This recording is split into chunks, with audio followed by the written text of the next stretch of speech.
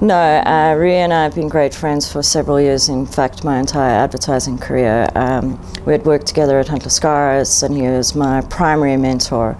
So when Rhea had made a decision to move to Y&R in January, we decided that this was the perfect time for me to make a return back to South Africa, put our skill sets together and give back. I moved over in 2009. I moved over as the creative director, handling the Unilever account from a Northern American point of view as well as global. And that was at Low & Partners, and it was a very interesting year. It was the year that I learned how to work in a very American agency, but also with the global counterparts. So you often found yourself flying all over the world to go attend global conferences and all those kind of things. So it's very much jumping into the deep end and not really having a clue what I was doing, because I was an art director in South Africa and then suddenly I was a creative director of quite a huge account.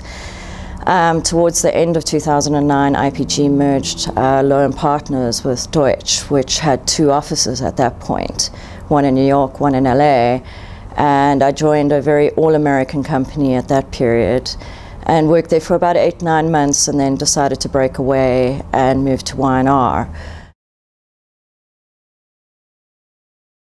The New York office is very interesting, very much like New York City alone. It's a melting pot of different cultures, and within the group of people that I worked with, we weren't just American. There were South Africans, there were Australians, there were New Zealanders, there were Europeans, there were people from Latin America and all over. So you got a very kind of diverse yet universal kind of local feel, which I think is something that's kind of a Y&R property. It's very much part of their DNA, because if you look at the 185 offices, we have a lot of global business, but in fact it only counterparts as 20% of each agency. So local drives the global, so we have a very different kind of voice when it comes to that.